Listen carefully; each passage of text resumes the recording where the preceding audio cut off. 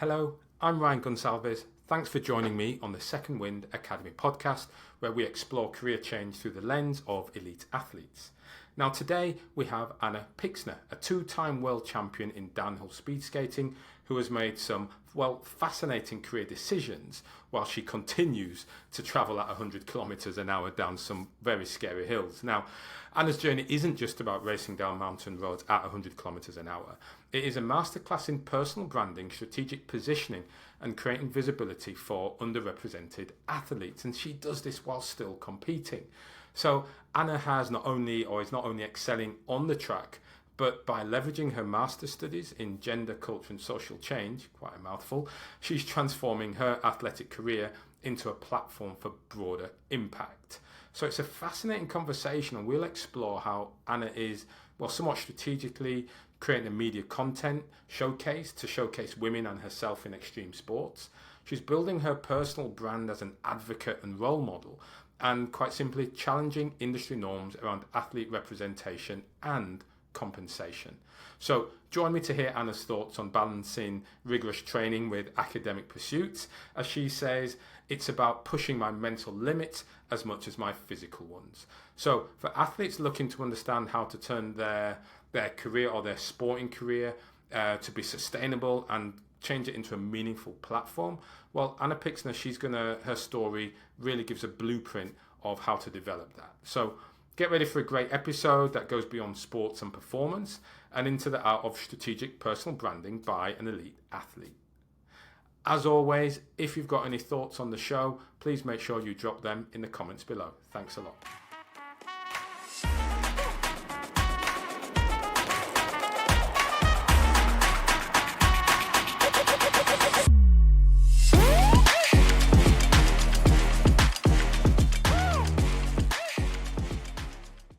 Anna, welcome to the show. Thanks for having me, Ryan. Absolute pleasure to have you on here. Thanks for taking out the time.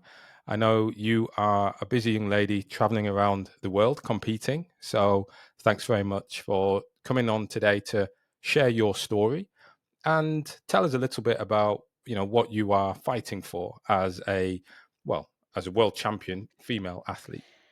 Well, in my sport, it's pretty unknown, I would say, or maybe it's a little too extreme to be mainstream. And since I started, I haven't actually had the chance to ride with other women that much. So from the beginning, I always questioned that in a way that I wanted to find out why there are not more women doing it, except the fact that it's quite extreme, but you do have a lot of other sports with a lot of risk involved that have a lot more women. So yeah, I always ask myself, how come there's not that many women in my sport? And I found out for myself that what's missing a lot is to have women represented in media. Because also if I try to look for role models or for people to learn from, there's not that much to find. So that's why I kind of, Sure. I made that goal for myself to change that and to put more effort into creating media to make it seen more that there's not only guys skating super fast, but there's also women doing this. Mhm. Yeah. Yeah, well, that's quite an important message. So it sounds like for you, you are one of the first women to compete in this sport. And as part of that, you've taken it upon yourself to be the voice, to amplify, as you say, but to amplify the image of female speed skaters. Yeah. Hi, it's Ryan Gonsalves here. Thanks for tuning in today. I just want to take a moment to ask you an important favor. To help grow this channel, one thing will do that above more than anything else. please hit that subscribe button. By hitting that subscribe button, you help me to grow the channel, allowing me to create more tailored content, improving the quality, and also to develop additional services such as the workshops, one-on-one sessions specifically designed to support elite athletes in that difficult transition to that career beyond sport. So if you want to join me on this journey to help inspire, guide, and connect individuals to find their second wind, please hit that subscribe button. It makes me interested then, because as you said, there are not many women, there are not many females in this sport. What attracted you to take up the sport in the first place? Um, to be honest, I guess I was always quite into more extreme sports, or most of the sports that I was into as a child, there was not that many women doing it. Like, I grew up in Austria, so I've always been skiing a lot. But in skiing, I always went more into direction of like doing tricks and going off piste. And then I started climbing, and then yeah, I've always like mostly hung out with boys in my free time because there was more boys interested in those activities. Um, but now, if you look at it, it's not necessarily like that. There's a lot of women climbing and skiing and like doing all that stuff. So I think already, like in the last 20 years, there was a big change in that. Um, but what attracted me especially to this sport, I think for me it was mainly the feeling that I got, like even from the first time trying, I just learned how to slide. Like that's how you control the speed, by putting the board sideways and like kind of just with the friction of the wheels, you stop. And that's such a good feeling that I always used to be quite scared. And Yes.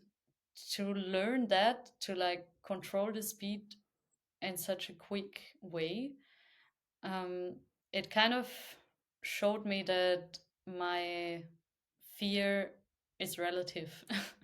That if I know that I can control my movement, I'm not as scared of the speed, which really surprised me. And I think that was something that made me want to keep going, because I wanted to explore that more, to like see how far can I push it, to yeah, how far can I push my fear?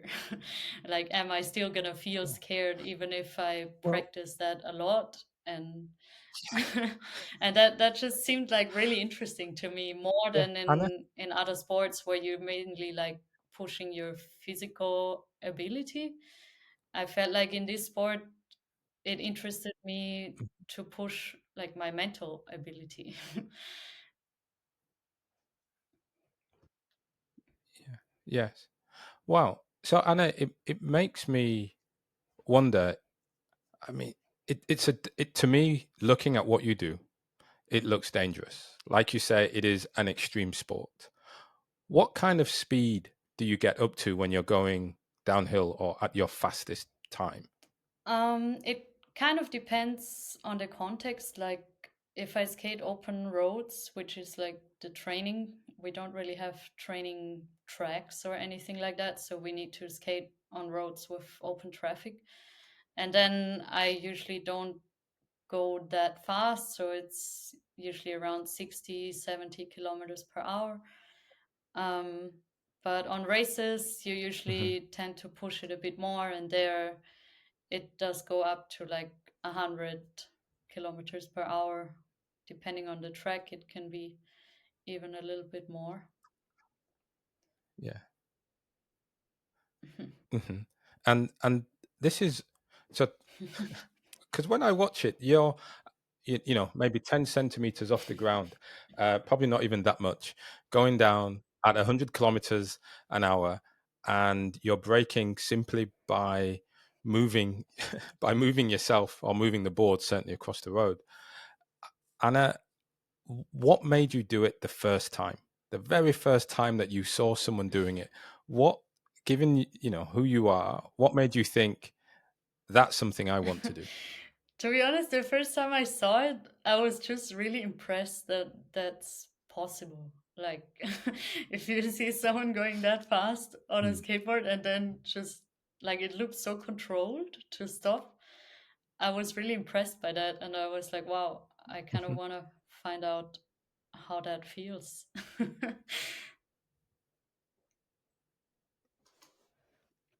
No, I think it's great and certainly very brave to want to get into that. And so to achieve the success that you have done is quite amazing.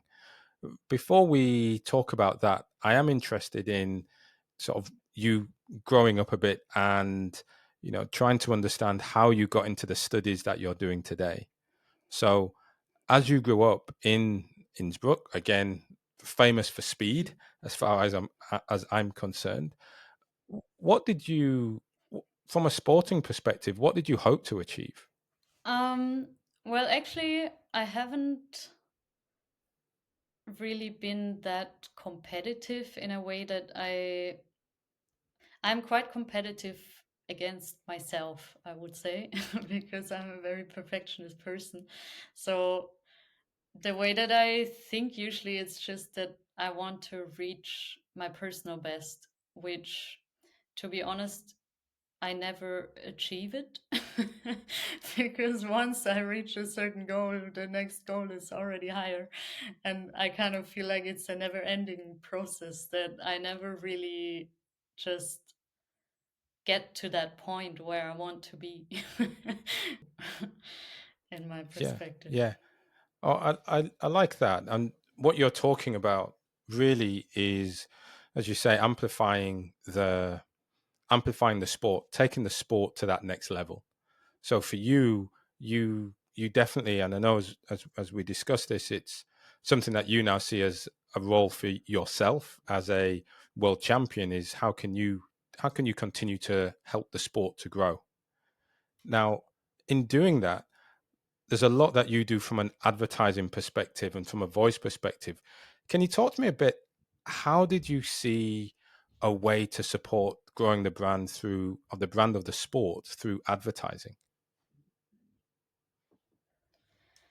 Um, well, in a way, I always thought that advertising or like commercials, it's something that people are forced to watch. um, Often you don't really choose to watch an ad, it's just kind of thrown in your face. And a lot of times I'm very upset by the fact that we get things thrown in our face that are absolutely dumb in a way. Or maybe not even just dumb, but that they just reproduce the stereotypes that we already have, and they just they're not really working against it that much. So I think mm, that thought comes from mm, how do I say that? Yeah, pretty much like when I studied my master in gender, culture, and social change. I studied a lot about like gender inequalities and also about like media representation of Mhm. underrepresented gender. Um, and I found that especially advertising is can be a really good tool to break that up in a way that it like sticks in people's minds, Mm. you know. Yeah, yeah. um Well, I mean, what is because I think interesting when we is, watch an ad, it's just like such a subtle thing that we just like take in what we see without really processing it, but we see images of certain people doing certain things, and it shapes what we think as well. Like if we see a lot of women doing extreme things, it's such a normal thing for us that we're not surprised by that, or we're not even questioning if that's something a woman could be doing. And when I was younger, like as a kid, I was definitely questioning if that's something that a woman could be doing too, because I mostly, like, I used to watch a lot of these Red Bull TV Yeah. documentaries and all that when I was like 7, 8 years old. And it was mostly just men in all those surf movies, skate movies, snowboard movies. Also, Innsbruck, it's like very known for snowboarding and all that, and it was like such a male dominated field in action sports that I always questioned, like, if that's just nothing really for us. Mm. Or yeah, why is that? And I think like in ads, this tends to be shown even more extreme sometimes, that like Yeah. if I look at surfing, for example, the women are still quite sexualized in the surfing industry. Yeah. And also, if you look a little bit behind, like the way that how the female athletes are making money compared to the male athletes, um, it's quite upsetting sometimes that we need to be models and athletes at the same time, where otherwise it's quite normal to just be an athlete and Mm. not having to justify that you don't want to be like going on a photo shoot where you're not actually doing the sport. Yeah. Yeah, that's right. And so as you develop the sport, I suppose now I'm going to ask you to explain a bit better what is the sport that you are doing, because there are going to be many people listening who don't know the sport because it is a niche sport. And through this conversation, we're going to introduce them to it. So take a moment, please. Explain what is the sport that you are a two-time world champion in?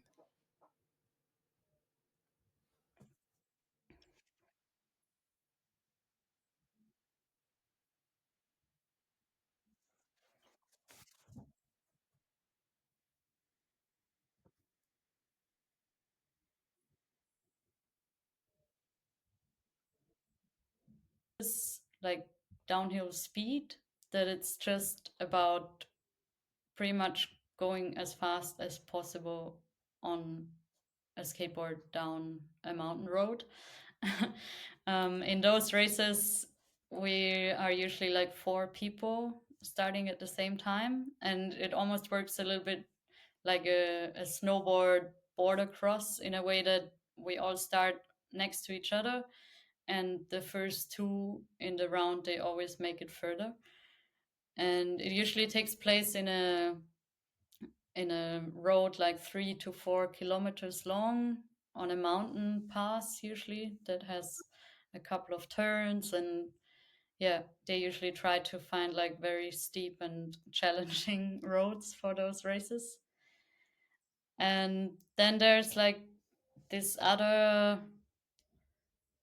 I don't know if you can say category or like way of skating downhill, that they call it free ride, which is more about the technique.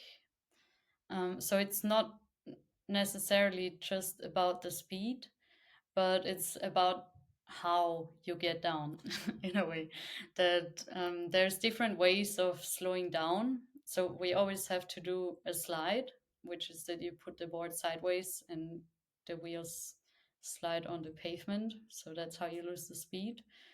And the easier way is to put the hand on the ground as well, which helps like with the balance.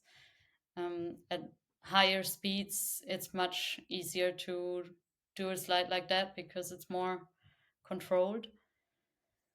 And the other way would be to like not use the hands.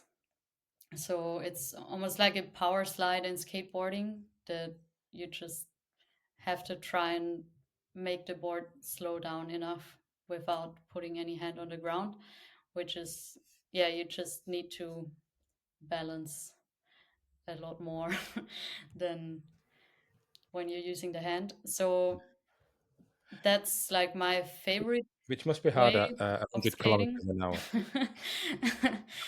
um, I've always been more like into the technical side, I think, because I also don't care that much, to be honest, if I'm like, I don't know, uh, half a second faster or not, or even less than that. Sometimes it's just about Yeah. milliseconds. And it's a lot like in those races, the material plays a very big role too. Um, in free riding, I think Okay. it's a lot Yes. more creative in a way that you just see the road as your playground and you can find different ways of making it down to the bottom. So yeah, I enjoy Yeah. that the most. And in that one, I'm the 2 times world champion. There's like always the race in Slovenia, which is a pretty long track. Um, it has 18 hairpin corners. Um, and that's why it's like a special challenge in a way to make it down without using the hands from top to bottom. So there they usually, Yeah. And oh. um, I have to jump in because having watched the videos, watching you take the hairpins, uh, that's the bit that gets me honestly because I just imagine you flying off because you couldn't slow down, you couldn't turn.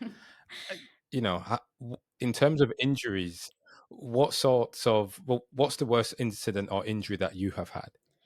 Yeah, it definitely happens once in a while that you don't slow down quickly enough and you just fly out.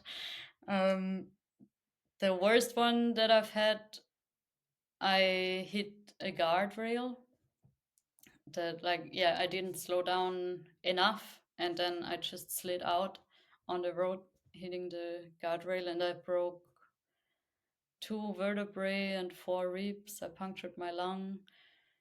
It was quite a intense experience.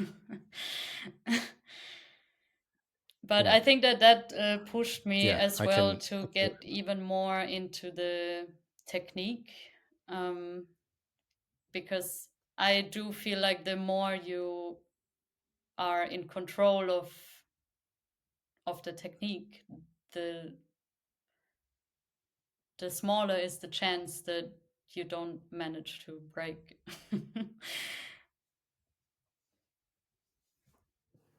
Yeah, yeah, that I can get. I would agree with that.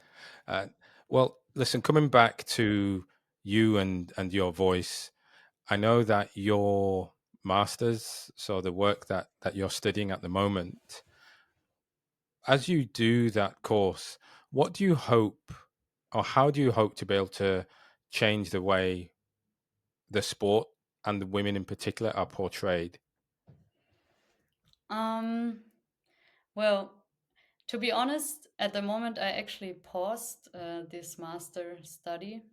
I mean, it's almost finished. I'm pretty much only missing the thesis, but I stopped Mhm. for a while because I felt like it might have more impact to actually go out and try to do it myself than to write about it for an academic audience. Because what always annoyed me a little bit, like especially studying about social inequalities and all that, was that if I write something very good about trying to change that, it's still gonna stay in a academic field which is not accessible to most of the people. And I found that if I try to bring this knowledge to people that they don't have the possibilities to even get to a university or understand this kind of complicated language you need to be using in a thesis. Um, yeah, like if I manage to reach people in a different way, I think um, it can have more impact. And that's why I paused it to kind of find out if Mm. it can. Yeah, what's happening? You want to bring your real life experience into your masters, which I think's wonderful. I also like the way you describe it, it's good to do the study, it's good to do the writing, but why not go out there and be the change? Why not go out and try and make that change yourself? Yeah. And right now you have a platform and you're able to grow that platform to make that change. And so tell me, how are you finding it? um, I do still find it quite challenging,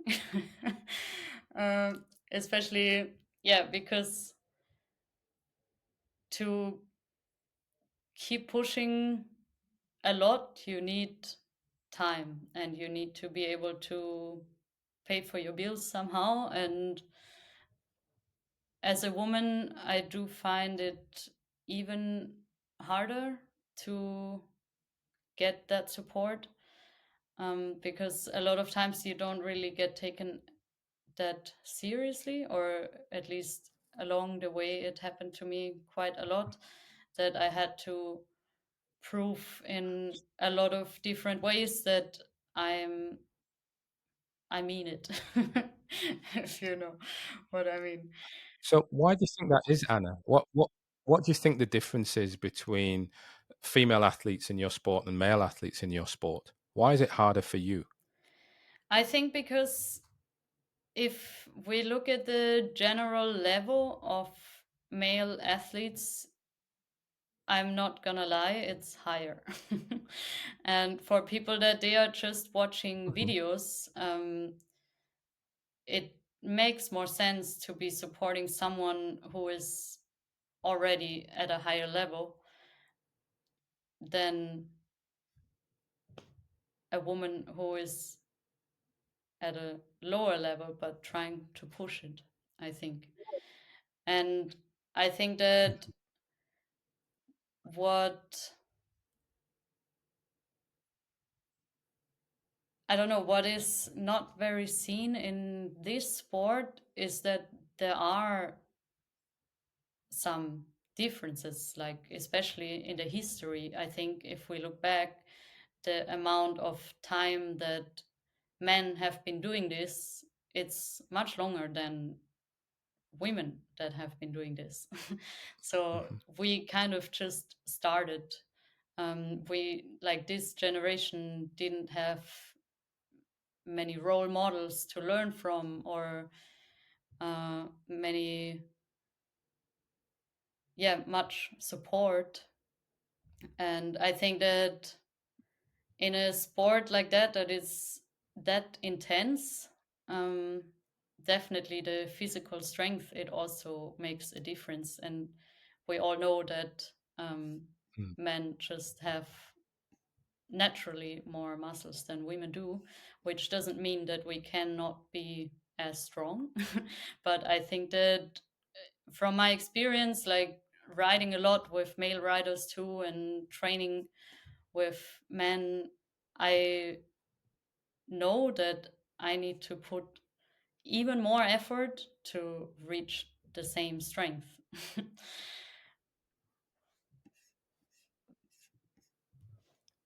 yes. Yeah.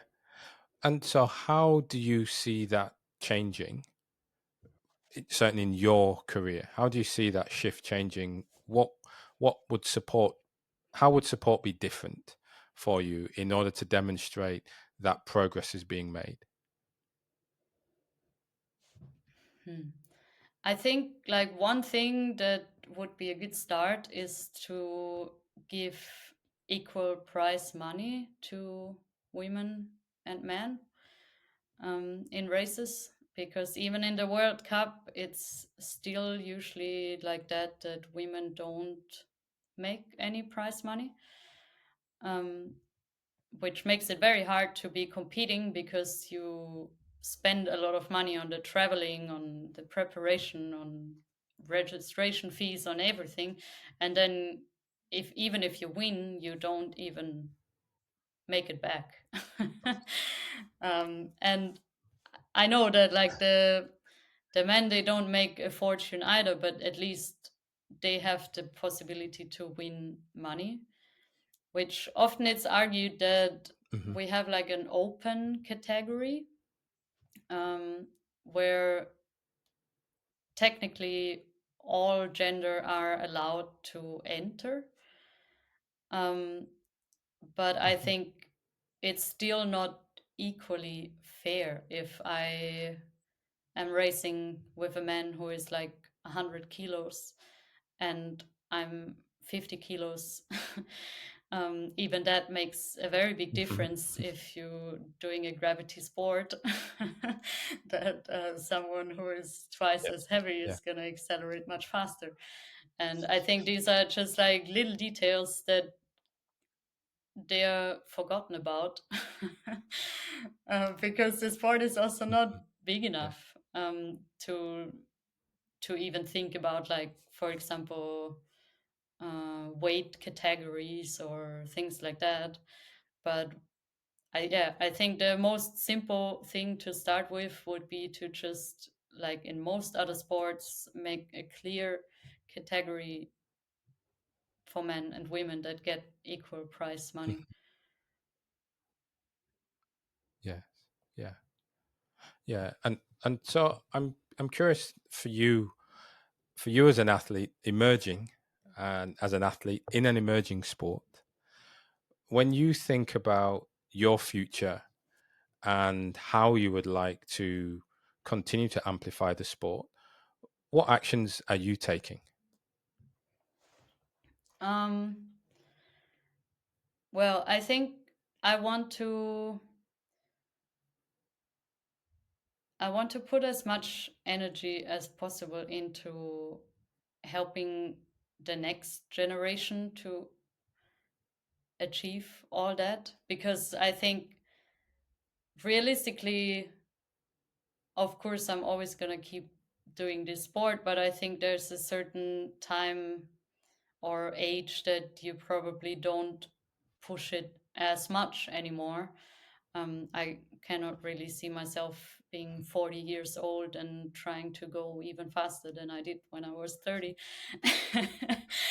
um, so I think that I'm already giving a lot of workshops, and like I love working with kids and young people too, sharing my passion. And I'm getting more into coaching as well, which I think like I have a good feeling guiding kids, or like, yeah, adolescents through times that they are doubting themselves. And I like to Yes. help them with those doubts, especially with girls. I think I have like a good Yeah. connection in that, because I can really see those struggles that they are going through. I think a lot of girls tend to be quite shy as well, and they don't really want to push themselves into the center of attention as much. And um, yeah, I think like what I can give to the next generation is to try and support them, like in all these doubts and difficult times that they are going through. And the second thing, I think it's media, Yeah. that it always stays. Like if you now create a short film, it's gonna be there for a long time on the internet.